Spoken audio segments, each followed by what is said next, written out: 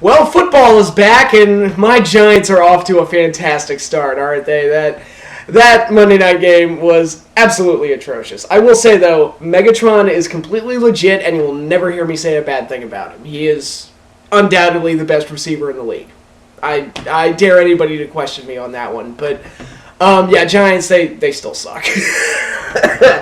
Although they have until game 6 to, show improvement from the previous year. So, because they went 0-6 last year from the beginning. So, whatever. We're in for a fun ride. It's going to be great. But, what else? Before I get into the wrestling-related stuff that I wanted to talk about, I did want to go into a couple of things that happened this weekend that I thought, some fun things to talk about. Number one, I received a message from a friend of mine that he wanted to show me something. And he was messaging me. He was like, dude, you have to call me. You have to come over. I need to show you something. I was like, all right, fine, whatever. I go over to his place, and he has his laptop pulled up. And he presses play on a video that he has pulled up. And he shows me the opening credits sequence to the Angry Video Game Nerd movie. And apparently I'm in it for about 5 seconds. Well, not apparently. I am in it. I saw it. I'm in it for about 5 seconds. I'm part of the opening credits sequence. And, yeah, I did film that, I think about a year ago, or whenever it was that James requested that fans sent in their videos to be a part of that scene in the movie. So, yeah, I figured, 1,000,000 to 1 shot he's actually going to use any of my footage and actually put it in the movie. And of course, the second I saw it, me being my own harshest critic, the first thing that popped in my mind was just, oh God, why did I say that? I sound horrible. That was stupid. I shouldn't have said that. But apparently James liked it enough to put it in his movie. So, that's all well and good. I have not seen the whole movie yet. I only saw, well, this is going to sound bad, but I saw my clip, just as a confirmation that I'm in it.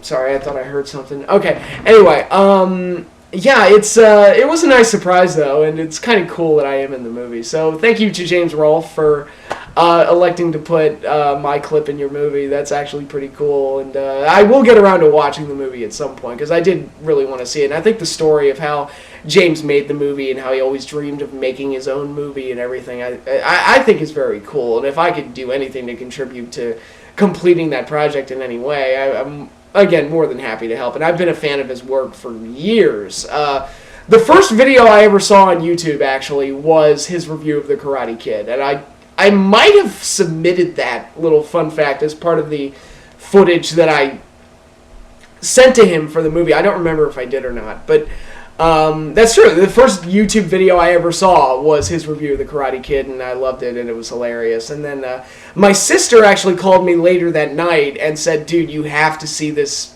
review of the old Ninja Turtles game I had this old review of the NES Ninja Turtles game, and she tells me about it, and I pull it up and everything. Oh my God, it's the same guy. And sure enough, I've been watching all of his videos ever since. So I will get around to seeing that movie at some point. I hear it's a blast if you're a fan of AVGN. So what more could you want from that?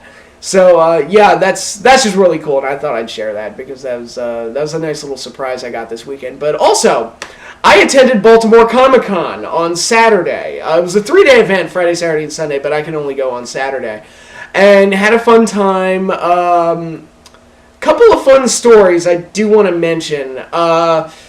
Joel Hodges was there, the creator of Mystery Science Theater 3000, and I got to talk to him, and I got to have my picture taken with him, and that was pretty cool. I was actually a little starstruck. I was actually like a little, because I didn't know Joel was going to be there, so I was just walking by, and I'm like, wait, is that Joel?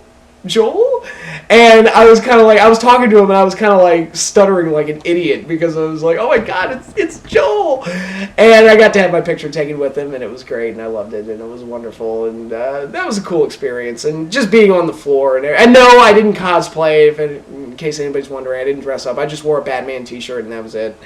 But yeah, that was really cool, and I was happy to have that. And Peter Mayhew, who played Chewbacca, he was also there. I didn't get to meet him because his line was too long, but I saw him, and he is one tall dude. Let me tell you, that is one tall dude. And so that was great. I also was part of the... Well, I wasn't part of it, but I was present for the Dynamite Comics panel with Garth... I'm trying to remember his name. Garth Ennis. I think he did Preacher and The Boys, and that's what he's most known for, and he's done various other things. And that was an interesting experience because my friends that were with me were huge fans of his work, and they basically went to Comic-Con just to see him and to meet him. And they did get his autograph and everything, and it was great.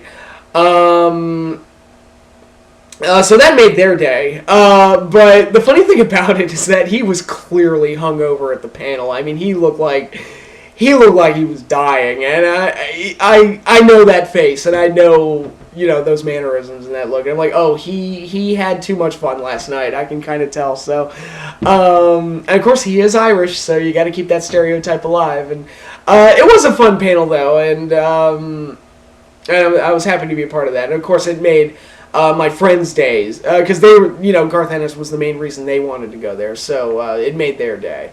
And one last story from Comic-Con that was really hilarious. Actually, it was right as we were getting ready to go into the Dynamite panel.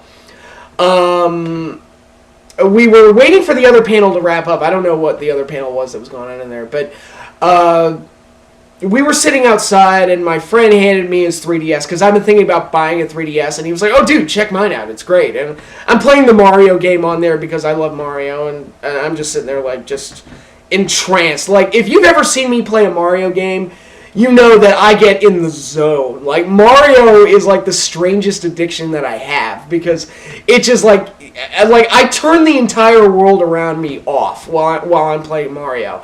And it's like, all right, when I listen to music, when I read books, when I watch TV shows, or play other video games, it doesn't matter. Like, I can pay attention to other things, but for some reason, when it's Mario, I just go into the zone and I turn everything else around me off. So, at some point, my friend John starts tapping me on the shoulder. I'm like, what? And I look up, and I look over to the side, and I see a guy in a black t-shirt walking away, and he's holding a red felt crown in his hand. And I'm looking at the back of his head, and I'm like, oh my god, is that who I think it is? And my friend turns to me, and he goes, dude, it's fucking Lawler. Lawler just fucking walked by. And we were like, oh my god, that is Jerry Lawler. And it was funny. He walked right by us, and I'm just sitting there playing on a video game. It's just really one of the funniest celebrity encounters I've ever had, because he totally walked by, and I guess if I wasn't playing the 3DS, I probably would have been like, or something like that, but he completely walked by us, and I had no idea that he was there until my friend tapped me on the shoulder. And yeah, that was a funny little wrestling related story, I thought. So yeah, those are my adventures from this weekend. Comic-Con was a lot of fun. Being in the AVGN movie was a nice little surprise, and that's cool. But let's get into the wrestling stuff. After I watched the Giants get demolished tonight in convincing fashion, I flip on Raw, and I see one of the worst segments I have seen from them in a long time, and that was the Bella Twins Jerry Springer segment. That was horrendous. I mean, horrendous. It was awful, and this Bella feud is just terrible. Like, the acting especially. And that's really been the downfall of the Bellas in storylines, is that they can't act worth shit. So, it really drags down the quality of whatever it is they're doing. And, throwing Jerry Springer in there just felt desperate and stupid. And actually, I mean, he was a substitute for Michael Sam, who they practically begged to come on their show, and which to me is like, that was one of the most desperate ploys for attention I think I've seen them do in a long time. And I lived through, like, HLA, the gay wedding, Vince McMahon literally offering us money to watch the show. I mean, these are things that they did that felt extremely desperate. But this ranks right up there. It's like, please, we want to seem important. Please come on our show. And it was really stupid and lame. And, Raw has been, unfortunately, kind of bad lately. And then I find out, after I'm done watching Raw, I find out that NXT had a spotlight match on Raw, and it was the 4 participants who were going to be in the main event of NXT Takedown this week. And I'm like, wait a minute, Tyler Breeze was on Raw and I missed it? fuck. I mean, just fuck. Sami Zayn was on Raw and I missed it. Fuck me up the ass. It's just... Of course. I mean, sometimes life's just not fair, you know. I should have turned the Giants game off much sooner. But anyway, you know, that's actually a good segue into what I wanted to talk about. NXT Takeover 2 is happening this week. It's their next 2-hour special, and it's funny. I started watching NXT with NXT Takeover back in May, and I've watched every show since then, and I've enjoyed it. I've talked about how much I've enjoyed it. I like the way it's booked. I like the way it's presented. I like the way they slow build things and they don't try to cram everybody onto one show so it doesn't feel overly bloated. I like the 1-hour format. It feels like it goes by quick. I don't feel like I don't feel like the NXT brand is oversaturated, and that's refreshing in a lot of ways. And really, it's the main thing I watch on the WWE Network because, quite honestly, sorry, something's wrong with my camera. Okay, I mean, quite honestly, I'm not going to watch things like Legends House or Total Divas because I don't give a shit about those things. And some of their documentaries I'll watch without question, but there are other ones like the Monday Night War stuff where I'm just so fearful that it's going to be so lopsided in its viewpoint that WWE was awesome, WCW was bullshit, that I kind of just don't even want to put up with it. And, the old pay-per-views will always be there, and I'll watch those from time to time, but for the most part, NXT is a majority of what I watch on the WWE Network, and it, might be the deciding factor of when it comes time for me to have to resubscribe or renew my subscription. NXT might be the deciding factor in me actually doing it, so we shall see. But I am excited about NXT Takeover 2. I think it could be a really good show. Kent is going to be making his first appearance on WWE television. That's going to be fascinating. It'll be interesting to see what they do with him right off the bat. I hope they don't give him a match because they haven't really built it as a match, and I would want his first match to get its own build-up. So, just introduce him on this show and then build up to his first match. That's what I would do anyway. But, you know me, I like slow pace and slow build things, so whatever. There's that, and then you have a couple grudge matches. There's Enzo Amore versus Sylvester Lafont? Sylvester Lafont? I'm just going to say that. And the hair versus hair match. That'll be okay. I think Enzo's a really funny guy, actually, and I think that could be a funny match. Bull Dempsey versus Mojo Rawley. That's actually a nice little grudge match that spawned from the tag team tournament. Actually, if you think about it, almost every match on this card has some sort of tie to the tag team tournament except for the Divas match. And I like it when they're able to do things like that. One tournament spawned like 2 grudge matches, added to the main event, and created your tag title match. So, I just love that kind of spider web effect, that they can do with things. And the tag team tournament has been really one of the main focal points of the show for the last, month or so. So it makes sense that it would play out that way. But Bull Dempsey versus Mojo Rawley, I think that could be an okay match. I like Bull Dempsey. I would even be tempted to just book him to just squash Mojo entirely. He's just that old school brawler type that's not really there anymore in wrestling, and I like watching him. He's fun.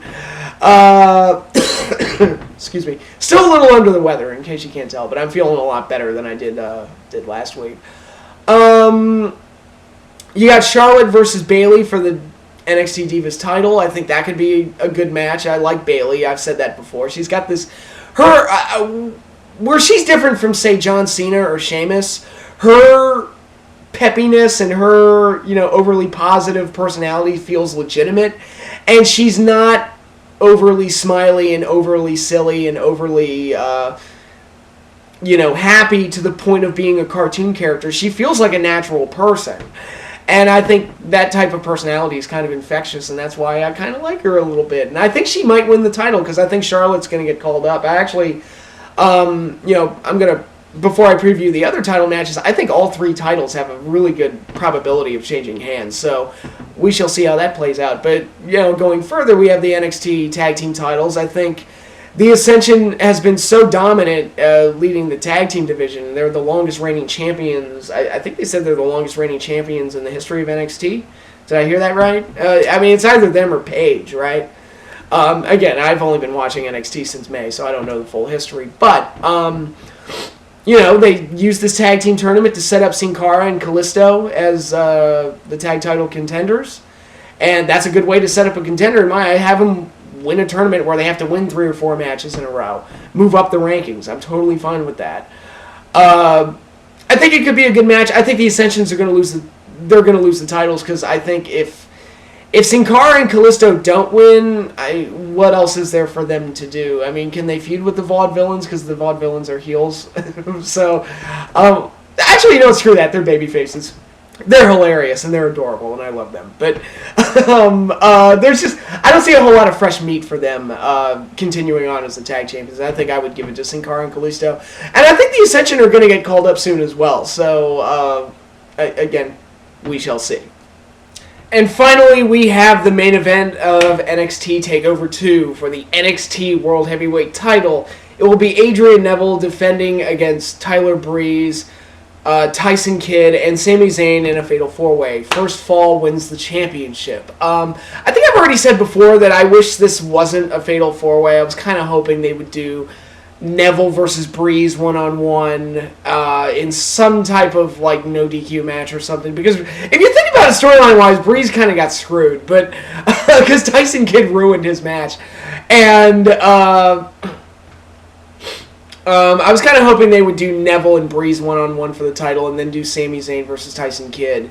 Because that was kind of a feud that came out of the tag team tournament. So I would have kind of liked for that to have been included. Maybe if you want to do a number 1 contenders match, fine. But I think I would have preferred it as 2 singles matches. But, it's a 2-hour special. So, okay, I'll go with it.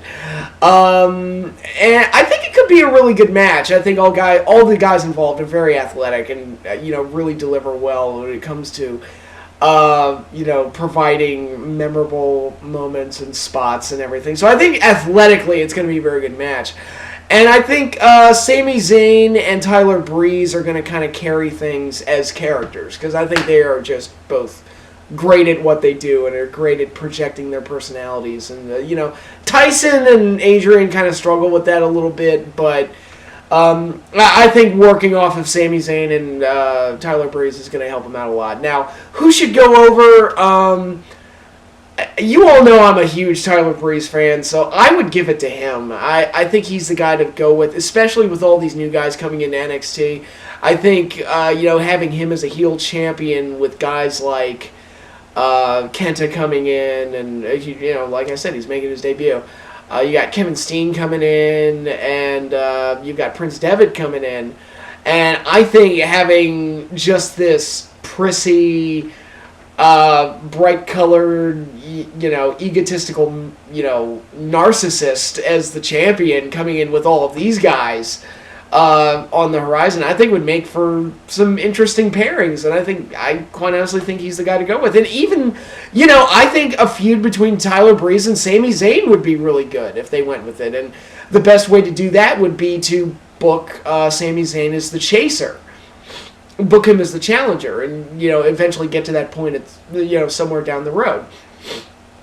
I typically think the stories work better when heels are the champions. So that's just how that goes. But NXT, overall, I'm probably more excited for this 2-hour special on the network than I am for Night of Champions. Because I'm looking at the card for Night of Champions. I'm just kind of, ho-hum towards it. And like I said before, it is completely pointless to do Cena and Lesnar again. There really is no point at all to do this match. But when does that ever stop them, And if Cena goes over, fuck you. Seriously. But yeah, I'll talk about Night of Champions sometime next week, and I will also have a review of NXT Takeover 2. I don't think I'm going to be able to see it Thursday night. Probably going to check it out Friday or Saturday, because I'm going to be busy on Thursday. But whenever that comes, I'll be here to give it to you. So until then, y'all enjoy NXT Takeover 2. I think it's going to be a good show. Hopefully, I don't know if it'll be as good as the last Takeover, but I do expect, that show was a home run of unmitigated proportions. But I do think this show is going to be good, and I am looking forward to seeing it. And like I said, you've got 3 matches with well-built contenders, strong champions, and I think there's a very high chance of all 3 titles changing hands. So that could be very exciting. And also, Kenta's going to show up, so that's also fun to look forward to. So I highly recommend checking the show out. Hope you all enjoy the rest of your week, and I will see you all later.